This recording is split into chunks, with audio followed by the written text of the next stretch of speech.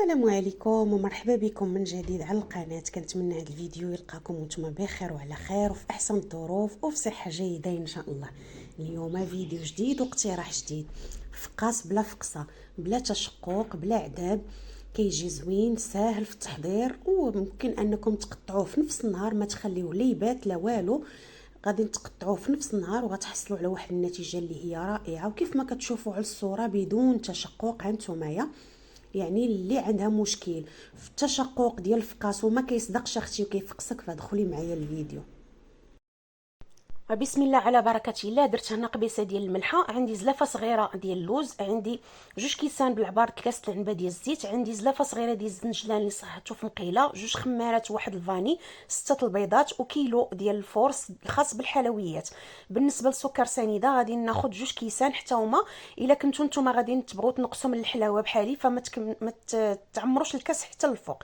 غادي ناخذ هاد البيضات ديالي، غادي ناخذ 5 ديال البيضات كاملين، والسته غناخذ ليها الصفر ديالها باش غادي نحتفظ به للتزيين. غادي نخلطو مع شويه ديال الخل وشويه ديال نيسكافي اولا شويه الحليب ونيسكافي اللي متوفر عندكم.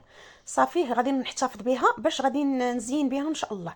صافي هنا كيف ما شفتوا غادي ناخذ الصفر، وداك البيض راني زدتو على البيضات الاخرين اللي كاينين في القصريه. غادي نخدم مزيان هذا البيض ان شاء الله حتى غادي يولي واحد اللون ديالو اللي مائل الابيض. هنايا غادي ندير هذاك الصفيره البيضه، غادي نزيد عليه واحد شويه ديال النيسكافي باش هكايا ما ينشفليش هذاك البيض، باش نخلطو دابا مزيان ونخليه على جنب. بالنسبه لهذا الفقاص ممكن انكم تزيدوا فيه شويه ديال النافع اولا حبه حلاوه الا كنتو من المحبين ديالهم. انا ما متوفرينش عندي اليوم فدائما كنخدم بداكشي اللي عندي. لو كان كاينين عندي غادي نصهدهم حتى هما شويه وغادي نطحنهم، وغادي نضيف واحد المعلقه كبيره اولا 2 المعالق كيعطيو واحد اللذه خطيره في الفقاص. هنايا عندي 2 كيسان ديال الزيت نباتيه العبار دائما بالكاس ديال العنبه. هنايا السكر كيف ما شفتوا راه ما عمرتش الكاس. هانتومايا نتوما الا كتبغوا الحلاوه غادي ديروا 2 كيسان بالضبط. انا راه درت 2 كيسان لاروب، في كل كاس كندير كاس لاروب. غادي نخدم دابا هاد المقادير مزيان مع هاد الفانيلا.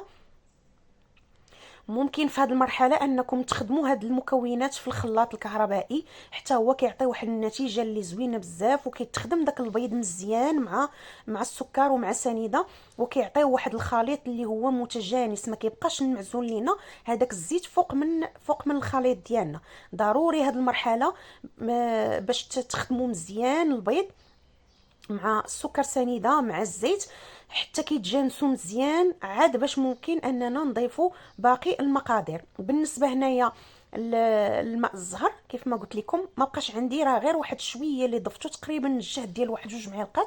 ممكن انكم ديروا حتى لنص كاس، وإلا عندكم هذوك لي ساشي ديال ابزه زهر ممكن انكم ديروها كتعطي واحد النسمه زوينه. هنا منين خدمت هذوك البيض مع السنيده مع السكر مزيان غنبدا نضيف الزنجلان واللوز. بالنسبه للوز هانتوما راه ما رطبتو ما والو، غير مسحتو من الغبره فقط. ممكن انكم تفزقوه هكايا في شويه ديال المزهر الا بغيتو. المهم انا دائما تنديرو غير بحال هكايا، كيعطي نتيجه زوينه وما كيتهرش لينا فاش كنبغيو نقطعوه. غادي نخدم مزيان. صافي دابا غنبدا نضيف الدقيق. كيف ما قلت لكم عندي كيلو ديال الطحين معبوره خاص بالحلويات، غنضيف كميه بكميه وانا كنجمع الخليط ديالي. وفي الاخر غادي نقول لكم شحال هز ليا، لان كيكون اختلاف ما بين الدقيق والدقيق. كاين الدقيق اللي تيشرب وكاين اللي ما تيشربش. ضفت هنايا 2 ديال الخمارات. صافي وغادي نبدا نجمع الخليط ديالي حتى نحصل على واحد العجين اللي غادي يكون ما قاصح ما مرخوف. بالنسبه للاخوات المبتدئات انا كنشرح هكايا بالتفصيل باش حتى نتوما تزعموا عليه وتصايبوه، لانه راه سهل منه ما كاينش. صافي هنايا كيف ما شفتوا غادي نجمع العجين ديالي. هذاك الكيلو دخلته كامل ديال الدقيق وعاود زدت شويه ديال الدقيق كيف ما كتشوفوا راني حطيته حدايا. غادي نزيد منه تقريبا واحد نصف كاس بالعبار ديال العنبه. هذا هما القياس اللي خدمت به. صافي غادي نجمع العجين ديالي هكايا مزيان باش نقي هذيك القصريه ما تبقاش هكا فيها الاثار ديال الدقيق. صافي وهذا هو العجين اللي بغيت نحصل عليه، كيكون بهذا الشكل. صافي اخواتي، بالنسبه للفران دائما تنخليه انا بارد، كندخل الفقاص ديالي والفران يعني طافي حتى كندخل لاطات ونقادو عاد باش كنشعلو وكنديرو على عافيه مهيله. هذا هو السر باش ما كيتشققش لكم الفقاص وما كيتفرقعش. صافي هنايا خديت الكميه اللي عندي قسمتها على 6 ديال الليبودان. الا بغيتو الفقاص ديالكم يجيكم كبير قسموه غير على 4، انايا بغيتو يجيني شويه متوسط الحجم فقسمتو على 6. ضروري ديروا هاد العمليه الا بانت لكم شي لوزه هكايا في الجناب، لان الجناب غير كنحيدوهم الراس ديال الليبودان غيحيدوهم ورجعوهم في الوسط وخبطوا هذيك العجينه ديالكم هكايا مع سطح العمل باش كتفرغ من هذاك الهواء وما كيجيكمش الفقاص خاوي من الداخل. هادو سر من الاسرار ديال النجاح ديال الفقاص شاركته معكم، فكنتمنى انكم تجربوه ان شاء الله. قبل ما تدخلوه الفران ضروري انكم تقبوه هكا واحد الثقاب بواحد الكيردون ولا واحد الابره اللي تكون هكايا ديال المطبخ اللي تكون خاصه هكايا بالفقاص.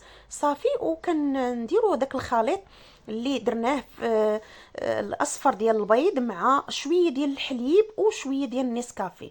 وبالنسبه للتزيين زينوه كما بغيتو، انا درت خطوط هكايا، ممكن ديروهم متموجين او ديروهم كما درت لهم انا، لكم الاختيار. صافي الفران كيف ما قلت لكم راه بارد، كياخد ليا واحد 40 دقيقه على عافيه مهيله. بالنسبه للاخوات اللي ما عندهمش الفرفاره في الفران، مره حلوا الفران ديالكم خليوه يتنفس واحد شويه وعاودوا سدوه. هذا حتى هو السر من الاسرار ديال نجاح الفقاص باش ما يتفرقعش لكم. حنا خواتاتي من بعد ما دوزت 40 دقيقه هذه هي النتيجه اللي حصلت عليها كيف ما كتشوفوا. هانتومايا طايب على حقه طريقه، هانتومايا من التحت كيفاش داير. هذا هو السر ديال النجاح ديال الفقاص، هو الطريقه ديال الطياب ديالو. ضروري يكون الفران يكون بارد ومره كتنفسوا عليه. هذه في حاله ما الا كنتو غطيبوه في فران ديال الغاز. بالنسبه للاخوات اللي عندهم فرفاره، فهذيك الفرفاره راها تدير الدور ديالها، كتبرد وكتعاود تسخن. صافي هنايا غادي نخليه واحد شويه وغادي نقطعه، ما غاديش نخليه حتى يبات لانني مزروبه به. ممكن انكم تخليوه ليله كامله. انا غادي ندير ليه ان شاء الله واحد الزيف، ما غادي لا نفزقو لا والو لانني غنقطعو في نفس الوقت، يعني واحد شويه بما برد الفران وبرد ليا الفقاص وغادي نقطعو ان شاء الله وغادي تشوفوه معايا. ما كيتهرس ما والو. هانتوما كنقرب لكم الكاميرا راه ما مشقق ما حتى شي حاجه، ناجح 100%. كنتمنى انكم تبعوا النصائح اللي عطيتكم وتجربوا وتخليوا لي الراي ديالكم في التعاليق. اللي نجح معاها واللي جاها مناسب تخليها ليا في التعاليق. وتنبغي نرحب بالناس الجداد اللي انضافوا للقناه، كنقول لكم مرحبا بكم والف مرحبا. كنتمنى انكم تبقاو معايا حتى الاخر ديال الفيديو وتشجعوني باللايك ديالكم وبالبارطاج مع احبابكم مع صحابكم. غادي نخليه هنا يرتاح واحد 2 ولا 3 حتى كنحس بيه برد مزيان، عاد غادي نقطعو. هنا خواتاتي بديت كنقطعو كيف ما كتشوفوا. شعلت الفران ديالي باش يسخن وقطعته.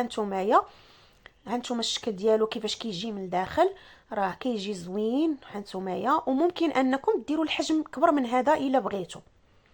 صافي اخواتي غادي نشارك معكم الطريقه ديال التقطاع. هانتوما راه ساهل بالنسبه للاخوات المبتدئات اللي يلاه بداو في هكايا في الحلويات. هانتوما راه ما كيتهرس ما كيتفرتت ما كيتقطع ما والو. هانتوما وهذا هو الموس اللي كنخدم به. ممكن انكم ديروا حتى الكيتوغي اللي عندكم حتى هو ممكن ديروا. الشكل النهائي ديال الفقاص ديالنا اللي حضرت معكم هو هذا. كنتمنى انه ينال الاعجاب ديالكم ويلا عجبكم بطبيعه الحال فضلا منكم وليس امرا. بارطاجيو الفيديو مع احبابكم مع اصحابكم لتعم الفائده، ولا مع مجموعات اللي عندكم في الواتساب هكايا. وهانتوما يشوفوا باش كتعرفوا ان الفقاص طيب مزيان كيكون عنده لون موحد، يعني حتى اللوزات كيكونوا واخدين نفس اللون ديال الفقاصه. ضروري انكم طيبوه الطيبه الثانيه على عافيه مهيله باش ياخذ حقه في الطياب، ما يبقاش لكم خضر من الداخل، وحتى اللوزات حتى هما يطيبوا لكم مزيان. كنتمنى انكم تستافدوا ولو القليل من هذا الفيديو، وبطبيعه الحال فضلا منكم وليس امرا كنتمنى انكم تشجعوني باللايك ديالكم بمشاهده كامله. الله يجزيكم بخير والله يحفظكم ويحفظ لكم وليداتكم. وهذا هو الفقاس ديال اليوم اللي حضرت معاكم. ما نقولش لكم اخوتي كيجي مقرمش وزوين وكيصبر واحد المده طويله، وغنشارك معكم الا بغيتو تحتفظوا به. ممكن انكم ديروه في المجمد الوقت اللي بغيتو، كتجبدوه واحد شويه ديال الوقت قبل ما مثلا هكا الا كانوا جايين عندكم الضياف، تجبدوه واحد شويه ديال الوقت قبل بما عمرتو كويس ديال اتاي. والا كنتو بغيتو تحتفظوا به من غير المجمد، كنصحكم انكم ديروه في شي بواطه اللي تكون محكمه الاغلاق، وديروا واحد طيف ديال السكر وسط البواطه باش كيبقى لكم الفقاس ديالكم مقرمش مده طويله، حتى تساليوه على خاطركم. واخا ديروا كميه تكون كبيره كيبقى مقرمش محافظ على القرمشه ديالو، وكيبقاو اللوزات اللي فيه مقرملين حتى كتساليو الكميه على خاطركم.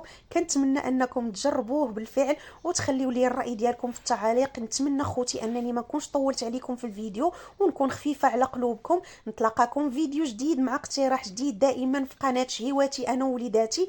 بسلامه عليكم، دمتم في رعايه الله وحفظه. استودعكم الله الذي لا تضيع ودائعه.